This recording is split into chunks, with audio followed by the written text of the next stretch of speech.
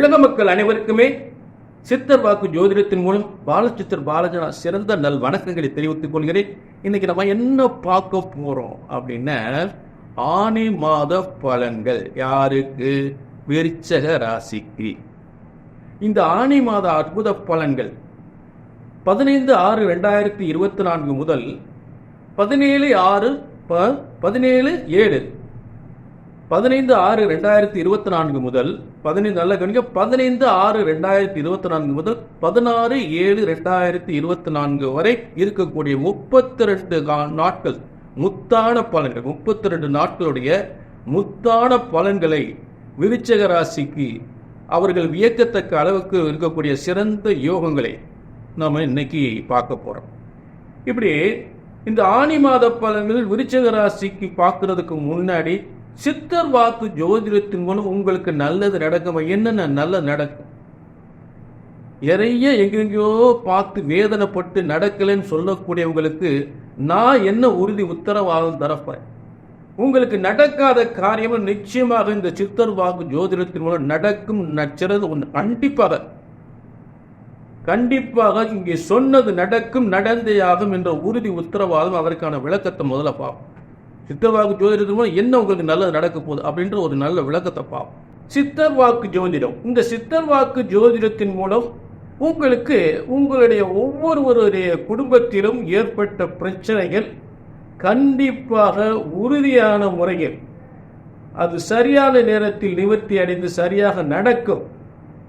ஆக நீங்க அனுப்பக்கூடிய ஜாதகங்களை சரியாக கணித்தால் சரியாக நடக்கும்.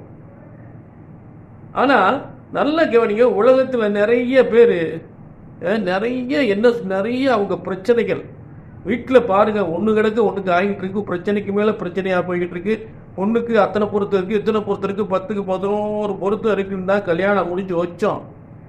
இன்னைக்கு பார்த்தீங்கன்னா பெரிய பிரச்சனையாக இருக்குது. ஏன்னா முக்கியமாக என் பிள்ளைக்கு குழந்தை இல்லைன்னு சொன்ன உடனே என் பிள்ளையே பாடாப்படுத்தி அதாவது விவகாரத்து பண்ணுற அளவுக்கு வந்துட்டாங்க.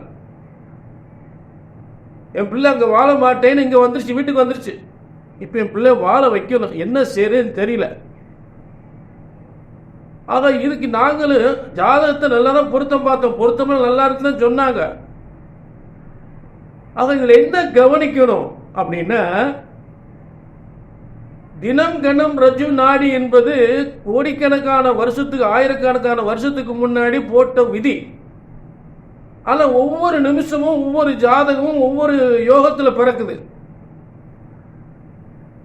அதாவது இந்த நட்சத்திரத்துக்கு இத்தனை பொருத்தம், 10க்கு 10 பொருத்தம், 10க்கு 11 பொருத்தம்னா ஆயிரக்கணக்கான கோடிக்கணக்கான வருஷத்துக்கு முன்னாடி ஒரு சித்தர்கள் முனிவர்கள் போட்ட விதி. அது மாறப்போறதில்லை. ஆனால் ஜாதக கட்டங்கள் நிமிஷத்துக்கு நிமிஷம் மாறும். நிமிஷத்துக்கு நிமிஷம், நொடிக்கு நொடி பிறக்கக்கூடிய குழந்தைகளுடைய யோகம், ஒவ்வொரு குழந்தைகளுடைய யோகமும் ஒவ்வொரு விதமாக இருக்கும். ஆக இந்த தினம் கணம் ரஜு நாடி வசியம் 10க்கு 10 பொருத்தம், 10க்கு 9 பொருத்தம்ன்றது அது ஒரு 5% 10% எடுத்துக்கணும். ஆக ஜாதகம் பிறப்பு முதல் இறப்பு வரை ஆணையும் பெண்ணையும் சேர்க்கக்கூடிய ஜாதகத்தில் தான் பொருத்தம் பார்க்கணும். அதை அங்கே தவறு விட்டுறீங்க. சரி, பரவாயில்ல. இப்போ என்ன ஒவ்வொருத்தரும் என்ன சொல்றாங்க, நல்லா இருந்த குடும்பங்க, நல்ல தொழிலில் ஒவ்வொரு ஒருத்தர் வீட்டுக்கார் இன்னைக்கு தொழில் நட்டத்துக்கு மேலே நட்டம், பெரிய நட்டம் ஆகிட்டு இருக்கு, தொழிலில் பெரிய பிரச்சனை இருக்கு, கடன் ஆகி போச்சு, என்ன பண்றதுன்னு தெரியல. பையனுக்கு கல்யாணம் இன்னைக்கு நாளைக்கு முடிய மாட்டேங்குது. கிட்டத்தட்ட பார்த்தீங்கன்னா பையனுக்கு பொண்ணு பார்க்க ஆரம்பிச்சாங்க. 25 வயசுல பொண்ணு பார்க்க ஆரம்பிச்சாங்க.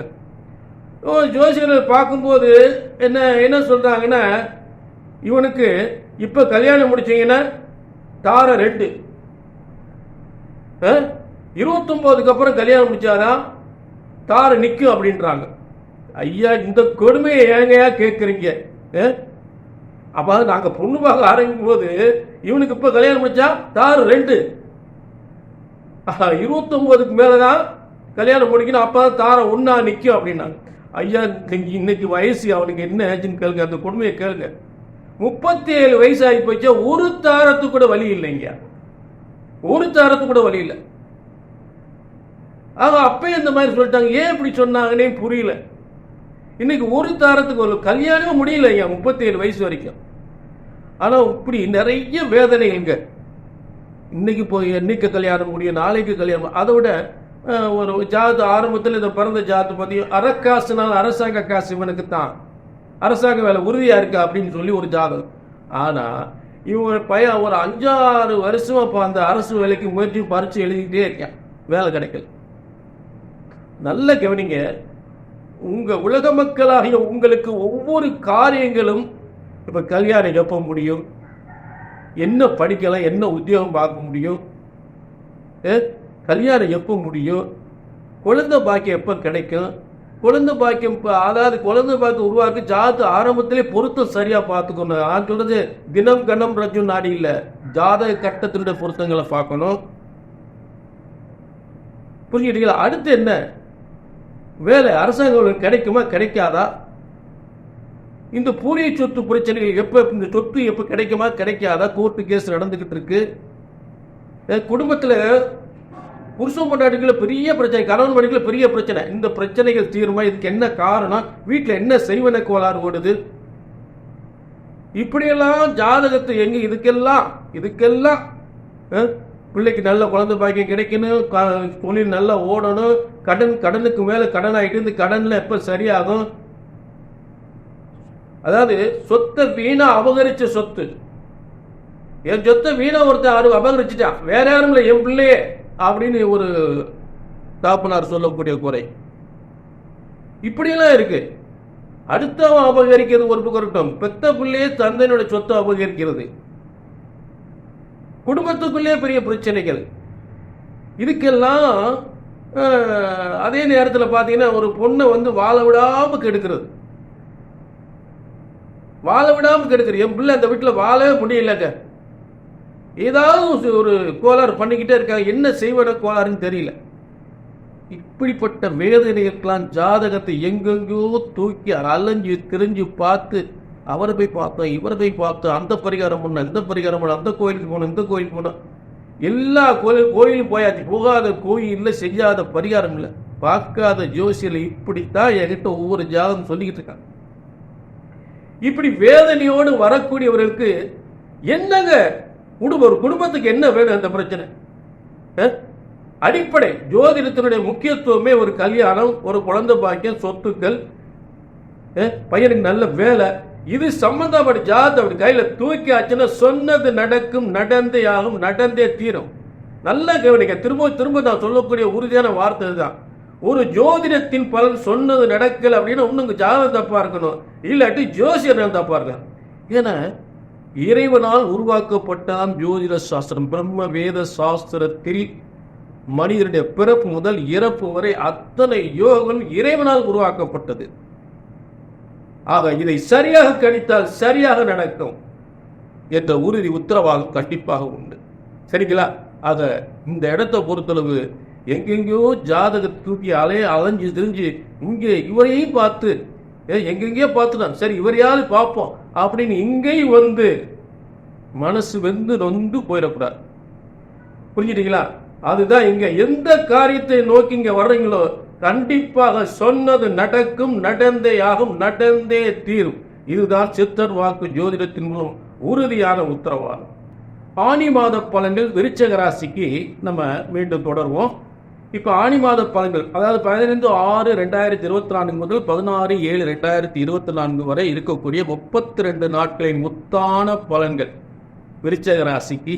முதலில் விருச்சிக ராசி கிரகணிகள், விருச்சிக ராசிக்கு 4ஆம் இடத்தில் சனி, 6ஆம் இடத்தில் ராகு, 7ஆம் இடத்தில் ஆட்சி பெற்ற செவ்வாய். விருச்சிக ராசிக்கு அதிபதியே ஆட்சி பெற்று இருக்கக்கூடிய செவ்வாய். 7ஆம் இடத்தில் குரு, அதை விட மிகப்பெரிய வலிமை வாய்ந்த இடம். 7ஆம் இடத்தில் இருந்தால் உலக வெற்றி, எல்லா காரியங்களும் வெற்றி பெறக்கூடிய 7ஆம் இடத்தில் குரு இருக்கக்கூடியது.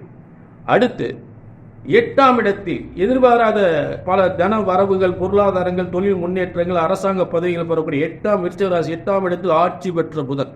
அப்ப இந்த ஆனி மாதத்தில் சிறப்பு. அடுத்து விருச்சிக ராசி 11ஆம் இடத்தில் கேது.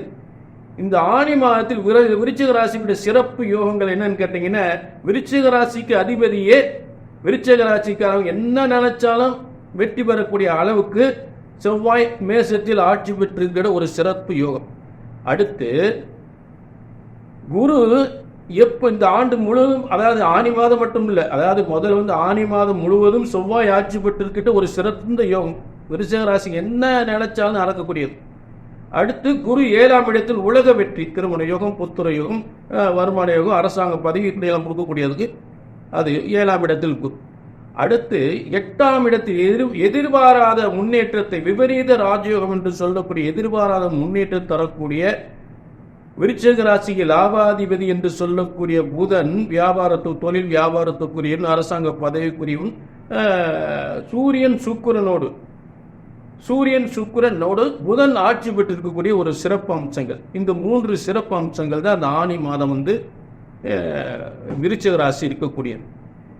இப்படி இருப்பட்ட நிலைகளில் வந்து என்னென்ன தேதி, அதாவது ஆனி மாதம் 32 நாட்கள் இருக்கிறது. இந்த 32 நாட்களில் என்னென்ன தேதிகளில் நல்ல யோகம், அதாவது தொழில் வியாபாரம் உணவு சொல்கிறேன். அதாவது அந்த நீங்கள் என்ன தொழில் பண்ணாலும், வியாபாரம் பண்ணாலும், இடம் வாங்கலாலும், வீடு கட்டினாலும், பூ வச்சாலும், நிச்சயம் பண்ணாலும், இதுக்கெல்லாம் ஒரு 9 தேதிகளை நான் சொல்ல போகிறேன். அதில் செய்ய அந்த 9 தேதிகளில் ஒரு தேதியில் எதுவுமே செய்யாதீங்கன்னு சொல்லுவேன். அந்த தேதியில் எதுவும் பண்ணிடாதீங்க. இப்போ முதல் தேதி 15/6/2024. அது ஆணி 1. ஆணி 1 அமோகமாக மிகப்பெரிய யோகத்தில், அதாவது துளாராசியில் ஆட்சி பெற்று இருக்கக்கூடிய சுக்கிரன். இப்ப இங்கே நான் என்ன பலன் சொல்றேன்னா, ஒவ்வொரு நாட்களுக்கும் ராசி அம்சம் சொல்லக்கூடிய 2 கட்டம் இருக்கு. முதல்ல ராசி கட்டத்தில் இருக்கக்கூடிய கிரக அமைப்புகள்லையும் அதில் என்னென்ன கிரகங்கள் உங்களுக்கு வலிமையா இருக்கு அப்படின்ற விஷயத்த முதல்ல சொல்லிட்டேன்.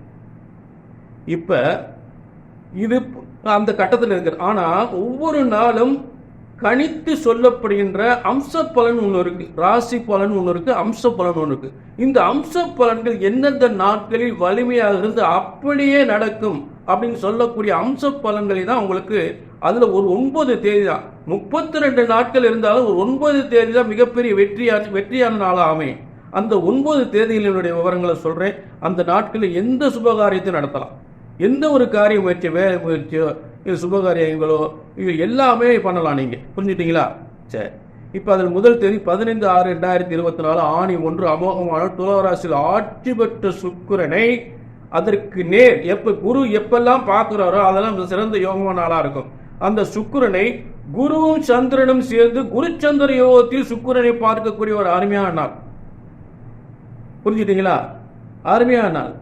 ஆக இது என்ன, வெளிநாட்டு யோகங்கள், இந்த அமைப்புல வெளிநாட்டு யோகங்கள், வெளிநாட்டு வேலை வாய்ப்புகள், விருச்சிக ராசிக்கு வெளிநாட்டு வேலை வாய்ப்புகள், அதே நேரத்தில் வந்து ஒரு மருத்துவம் சார்ந்த ஒரு உத்தியோக தொழிலுக்கு முயற்சி பண்ணாலும் மிகப்பெரிய வெற்றி அடையும். உணவு சம்பந்தப்பட்ட ஹோட்டல் தொழில்கள், இப்படி தொழில் வியாபாரம், வருமானங்கள், முன்னேற்றங்கள் பெருகக்கூடிய அருமையான நாள். சரிங்களா? இந்த காலங்களில் அதே இதில் பூ வைக்கிறது, நிச்சயம் பண்றது, இதெல்லாம் வந்து சுபகாரியம் எல்லாமே நடத்தலாம்னு சொல்லிட்டேன். சரி. அடுத்து ஆணி 8, இது எதுவுமே பண்ணக்கூடாது. ஆணி 8 வந்து 22/6 ஆங்கிலத்தை, அதுக்கு 22/6/2024, இதில் ஒன்றுமே பண்ணக்கூடாது. புரிஞ்சுட்டீங்களா? அடுத்து ஆணி 9. இந்த ஆணி 9 பார்த்தீங்கன்னா 23/6/2024 தான் ஆணி 9. இதுல பூராட 3ஆம் பாவத்தில் இருக்கும் சந்திரனை குரு பார்க்குது. குரு எப்பெல்லாம் சந்திரனை பார்க்கிறாரோ அதெல்லாம் ரொம்ப சிறப்பான யோகமான நாளுக்கு. அதாவது தொழில் வியாபாரத்தில், வருமானத்தில், பதவி, வேலை வாய்ப்பு பதவியில் முன்னேற்றம் பெறக்கூடிய அருமையான நாள். காசு படங்களை, வருமானங்கள் அதிகப்படக்கூடிய நாட்கள். எந்த ஒரு பூ வைக்கிறது, நிச்சயம் பண்ணுறது, இடம் வாங்குறது, வீடு கட்டுறது, இதெல்லாம் ஏற்கனவே சொல்லிட்டேன். இப்போ இந்த தேதிகளை பூரா இது எல்லாமே நீங்கள் பண்ணலாம். ஒவ்வொரு தேதிக்கு நான் அத்தனை விளக்கமும் திரும்ப கொடுக்க வேண்டிய அவசியம் இல்லை. புரிஞ்சுக்குங்க. புரிஞ்சுக்கிட்டீங்களா? சரி. ஆக இது ஒரு சிறப்பான நாள். புரிஞ்சுக்கிட்டீங்களா? அதாவது 23/6/2024. அடுத்த தேதி ஆணி 11. இந்த ஆணி 11 பார்த்தீங்கன்னா 25/6/2024 அன்று கடகத்தில், திருவோணம் 4ஆம் பாவத்தில் கடகத்தில் ஆட்சி பெற்றிருக்கக்கூடிய சந்திரனை சூரியன் பார்க்கக்கூடிய பௌர்ணமிக்கு இணையான நாள். புரிஞ்சுட்டீங்களா? அதாவது துளாராசிக்கு பாக்கியஸ்தானத்தில் திருவோணம் 4ஆம் பாவத்தில் பல செல்வங்களையும், பல உயர்வுகள், உத்தியோக உயர்வுகளையும், வியாபார முன்னேற்றத்தை பெறக்கூடிய ஒரு அருமையான இடத்துல சந்திரனை, உங்களுடைய 10ஆம் அதிபதி என்று சொல்லக்கூடிய சூரியன் மகரத்திலிருந்து பார்க்கக்கூடிய அம்ச பலன். புரிஞ்சுட்டீங்களா? பௌர்ணமிக்கு இணையான அருமையான நாள். நான் சொல்ல ஏற்கனவே சொன்ன அத்தனை காரியத்தையும் வியாபாரம், விருது, வருமானம், முன்னேற்றம், சுபகாரியங்கள், பூ வைக்கிறது, நிச்சயம் வீடு வாங்குறது, கல்யாணம் முடிக்கிறது, பெண் பார்க்கறது, மாப்பிள்ளை பார்க்கறது எல்லாமே நடத்தணும். அடுத்து ஆணி 13 27/6/2024 சதயம் 4ஆம் பாதத்தில் 27, அதாவது ஆணி 13 27/6/2024 அன்று சதயம் 4ஆம் பாதத்தில் இருக்கக்கூடிய மீனத்தில் இருக்கக்கூடிய சுக்கிரன், உச்சம் பெற்ற சுக்கிரனை, அதே சுக்கிரனுடைய நட்சத்திரத்தை, அதாவது பரணி நட்சத்திரம் சுக்கிரனுடைய நட்சத்திரம், அந்த பரணி நட்சத்திரத்தில் இருக்கக்கூடிய சந்திரனை எப்பவுமே ஒரு சந்திரனோ எந்த ஒரு கிரகமும் எந்த நட்சத்திரம் இருக்குதோ அந்த நட்சத்திரம் ஆட்சி உச்சம் பெறும்போது அந்த நாள் மிகப்பெரிய யோகமான நாளாக அமையும். அப்படிப்பட்ட நாள் தான் மிகப்பெரிய செல்வ வருமானங்களை, சிறந்த திருமண யோகத்தை, ஒரு சொத்துக்கள் பெறக்கூடிய யோகத்தை, ஒரு இடம் இடம் வீடு வாசல் பதவி உயர்வு முன்னேற்றம் பெறக்கூடிய அருமையான நாளாக அமையக்கூடிய நாட்கள். புரியுதுங்களா? 27/6/2024 தேதி பொறுத்தீங்க. அடுத்து ஆணி 14 28/6/2024 அன்று பூரட்டாதி 4ஆம் பாதத்தில் இருக்கக்கூடிய பூரட்டாதி 4ஆம் பாதத்தில் அதே கடகத்தில் ஆட்சி பெற்ற சந்திரனை, நான் சொல்வது பூரா ஆட்சி உச்சம் பெற்ற நாளை மட்டும் தான் சொல்லிக்கிட்டு இருக்கேன், சும்மா சாதாரண நாளை சொல்ல. அம்ச பலன், இறைவனுடைய தராசு. சரி, பூரட்டாதி 4ஆம் பாதத்தில் இருக்கக்கூடிய சந்திரனை, இது 28/6/2024 சூரியன், அதே சூரியன் பார்க்க பௌர்ணமிக்கு இணையான அடுத்த ஒரு நாள். சூரியனை சந்திரனை பார்க்கும் போதுதான் பௌர்ணமிக்கு இணையான ஒரு அற்புதம். நம்ம மனசுல என்ன காரியம் நினைச்சு அந்த காரியத்தை தொடங்கலாம், மிகப்பெரிய வெற்றி, வருமானம், முன்னேற்றங்கள் அதிகப்படக்கூடிய காலங்கள். சரி, அடுத்து ஆணி 19. இந்த ஆணி 19 பார்த்தீங்கன்னா 3/7/2024 ரோஹிணி 2ஆம் பாதத்தில் உச்சம் பெற்ற சந்திரனை விருச்சகத்தில் ஆட்சி பெற்ற செவ்வாய் பார்ப்பது. எப்படி பாருங்க, ஒரு உச்சம் பெற்ற சந்திரனை ஆட்சி பெற்ற செவ்வாய் பார்ப்பது. அதாவது விருச்சிக ராசிக்கு 10ஆம் அதிபதி விருச்சிக ராசி 7ஆம் இடத்தில் உச்சம் பெறும்பொழுது அந்த விருச்சிக ராசி செவ்வாயை பார்க்கிறதுனால வெளிநாட்டு யோகங்கள், பதவி உயர்வுகள், அரசாங்க பதவி உயர்வுகள், திருமண யோகங்கள், சொத்து பெறுகின்ற யோகங்கள்லாம் சிறப்பாக அமையும். அந்த காலம் வெளிநாட்டுக்கு முயற்சி பண்ணிட்டே இருக்கு, போக முடியாதவங்க போயிடலாம், கல்யாணம் முடியாத கல்யாணம் முடிஞ்சிடும், நிச்சயம் பண்ணிடலாம். சரி, அரசாங்க வேலை முயற்சி அரசாங்க வேலை கிடைச்சிடும். அடுத்து ஆணி 20, அடுத்து ஆணி 20, ஆணி 19/3/7/2024 சொல்லியாச்சு. ஆணி அடுத்து ஆணி 20 4/7/2024. இந்த 4/7/2024 அதாவது ஆணி 20ஆம் தேதி மிருகசீரிஷம் 2ஆம் பாவத்தில் இருக்கக்கூடிய சந்திரனை ரிஷபத்தில் இருக்கக்கூடிய குரு பார்ப்பது, மேலும் அந்த இடத்துல இருக்க மீனத்தில் இருக்க சூரியன் சந்திரனை பார்ப்பது. ஒரு கிரகத்தை குருவும் பார்க்கும் பொழுது மேலும் சூரியனும் பார்க்கும் பொழுது அந்த நாள் மிக சிறந்த யோகமான நாள். இப்ப நான் 32 நாளுமே நல்லா இருக்குன்னு சொல்லல, 9 நாள் மட்டும்தான் நல்லா இருக்குன்னு சொல்றேன். அது சனிச்சு சரியா சொல்றேன். இதுல பூரா எந்த காரியம்னாலும் நீங்க செய்து மிகப்பெரிய வெற்றி அடையலாம். சரி, அடுத்து பார்த்தீங்கன்னா ஆணி 20 4/7/2024 குறிச்சுக்குங்க. புரிஞ்சுட்டீங்களா? அடுத்து ஆணி 30. இந்த ஆணி 30 14/7 இது ஆணி 30 கடைசிக்கு வந்துட்டோம், ஆணி மாசம் கடைசிக்கு வந்துட்டோம். இது மிகவும் யோகமான நாள், சிறந்த யோகமான நாள். அரசு வேலைக்கு முயற்சி பண்ணாலும் சரி, இடம் வீடு சம்பந்தப்பட்ட முயற்சி பண்ணாலும், கல்யாணத்துக்கு முயற்சி பண்ணாலும் சரி, அப்படியே நடக்கக்கூடிய அருமையான நாள். ஆணி 30 14/7/2024 அன்று சித்திரை 3ஆம் பாதத்தில் இருக்கக்கூடிய துலாராசியில் இருக்கக்கூடிய சந்திரனை குரு பார்ப்பது. மேலும் அதாவது அடிக்கடி குரு சந்திரனை பார்க்கும் போல எல்லா காரியமும் அப்படியே நடக்கும். புரிஞ்சுட்டீங்களா? அடுத்து எந்த நட்சத்திரத்தில் சந்திரன் இருக்கிறாரோ, அதாவது சித்திரை 3ஆம் பாதத்தில் சந்திரன் இருக்கும் பொழுது அதற்கு நேர் இருக்கக்கூடிய குரு பார்க்கும் போது அதனுடைய அதிகமான யோகங்கள் பெறக்கூடிய காலங்கள். அதே நேரத்தில் எந்த நட்சத்திரத்தில் சந்திரன் இருக்கிறோம், அது சித்திரை என்பது செவ்வாயோட நட்சத்திரம், அந்த செவ்வாயே உச்சம் பெற்று இருக்கக்கூடிய அது நாள். சித்திரை நட்சத்திரத்தில் 3ஆம் பாதத்தில் சந்திரன் இருக்கும்போது அந்த சித்திரைக்குரிய செவ்வாயே அத மகரத்தில் உச்சம் பெற்றிருக்கக்கூடிய அருமையான நாள். ஆக அதாவது ஒரு போக்குவரத்து, ஒரு நீண்ட தூர பயணத்தின் மூலம், வெளிநாட்டு யோகத்தின் மூலம் நிறைய வருமானங்கள் பெறக்கூடியது, அரசு உத்தியோகத்தின் மூலம் இடமாற்றம் முன்னேற்றம் பெறக்கூடியது, மிகவும் சிறப்பான நாள் இந்த நாள். ஆக இதெல்லாம் விருச்சிக ராசிக்கு ஒரு அருமையான காலங்களை நான் விளக்கி சொல்லியிருக்கேன். நிச்சயமாக நடக்கும். இதை ராசி கட்ட பலனில் அம்ச பலன்கள் கணித்து சொல்லக்கூடிய பலன்கள் அப்படியே நடக்கும். இதில் ஏதாவது உங்களுக்கு நடக்கலைன்னா கண்டிப்பாக உங்கள் ஜாதகத்தில் நான் சொன்னது உங்களுக்கு சரியாக நடக்கலை அப்படின்னா உங்கள் தனிப்பட்ட ஜாதகத்தில் சரியில்லை. உங்கள் ஜாதகத்தில் பாவகிரக தசா புத்திகள் நடந்தால் நான் சொன்ன பலன்கள் தடப்பட தான் செய்யும், நடக்காது. அப்போ என்ன பண்ணேன், கீழே நம்பருக்கு போயிட்டு ஒரு அப்பாயின்மெண்ட் வாங்கிட்டேன். என்னதான் நடக்கலை, ஏன் நடக்கலை அப்படின்னு ஒரு ஜாதகத்தில் என்ன போலான்னு பார்ப்போம். அதே நேரம் ஒரு ஜோதிடத்தின் பலன் சொன்னது நடக்கவில்லை என்றால் ஒன்று உங்கள் ஜாதகம் தவறாக இருக்க வேண்டும், இல்லை என்றால் ஜோதிடர் நான் தவறாக இருக்க வேண்டும். அந்த தவறு வரவே கூடாது. அவரை பார்த்து அப்படியே நடந்துன்னு சொல்லணும். என்னங்கய்யா கேட்குற, எங்கெங்கயோ ஜாதகத்தை தூக்கி அலைஞ்சு தெரிஞ்சு பார்த்துக்கணும். ஒவ்வொரு இடமா பார்த்து எத்தனையோ இடத்துல பார்த்து எத்தனையோ கோயில்களை போய் பரிகாரம் பண்ணி எல்லாம் செஞ்சாச்சு. எத்தனையோ ஜோசியரை பார்த்து எல்லாம் பார்த்து ஒன்றும் நடக்கல. அப்படிப்பட்ட வேதனைப்பட்டவங்க அங்கே இங்கே பார்த்துட்டு கடைசியில் இங்கேயும் பார்த்து நல்லா சொன்னார் போ, என்னத்த சொன்னார் இருந்தாலும் அப்படின்னு நான் சொன்னது நடக்கலன்னு வேதனைப்பட்டுறக்கூடாது. அவர் சொன்ன எங்கெங்கேயோ அலைஞ்சிரிஞ்சு வந்தான், அவரை பார்த்து அப்படியே நடந்துச்சுன்னு சொல்லணும். புரிஞ்சுட்டீங்களாக? ஒரு ஜோதிடர் சொன்ன நடக்கலை அப்படின்னா ஒன்று ஜாதகம் தப்பா இருக்கு. நல்லா இருங்க, ஒரு ஜோதிடர் சொன்ன பலன்கள் சரியா நடக்கலை அப்படின்னா ஒன்று ஜாதகம் தப்பா இருக்குன்னு நான் தப்பா இருக்கணும். அந்த தப்பு வரக்கூடாது. ஏன்னா பிரம்ம வேதத்தால் இறைவனால் பிரம்ம வேத சாஸ்திரத்தில் உருவாக்கப்பட்ட பிறப்பு முதல் இறப்பு வரை அத்தனை யோகங்களும் இறைவனால் உருவாக்கப்பட்ட ஜோதிட சாஸ்திரம், ஜோதிடம். ஆகவே ஜோதிடம் ஒருபோதும் தப்புவதில்லை, தவறுவதில்லை. சரியாக கணித்தால் சரியாக நடக்கும். என்ன கல்யாணம் முடியல, வேலை கிடைக்கலையா, அரசாங்க வேலை கிடைக்கலையா, கல்யாணம் முடிஞ்சு குழந்தை இல்லையா, எத்தனை வருஷம் குழந்தை இல்லையா, எத்தனை வருஷம் கல்யாணம் முடியல, ஏன் கொடுத்த பணம் வரலையா, எவ்வளவு பணம் கொடுத்தீங்க, ஏன் வரல, கோர்ட்டுக்கே சொத்து பிரச்சனை ஓடிக்கிட்டு இருக்கா, இந்த சொத்து பிரச்சனை எப்போ முடியும், இப்படிப்பட்ட எத்தனையோ பிரச்சனைகள் குடும்பத்தில் ஒரே பிரச்சனைங்க. கல்யாணம் முடிச்சுன்னு ஒரு பிரச்சனை, ஒரே பிரச்சனை. இதெல்லாம் எப்போ தீரும்? நல்ல வேலை கிடைக்கல, கடனுக்கு மேலே கடன் போய்கிட்டு இருக்கு. இந்த கடன் எப்போ நிவர்த்தி ஆகும், இந்த பிரச்சனைகளே எப்போ சரியாகும் தெரியல, மண்டையை பிச்சுக்கிட்டு இருக்கும்பாங்க. ஆக இதுக்கெல்லாம் ஒரு முடிவு தான்.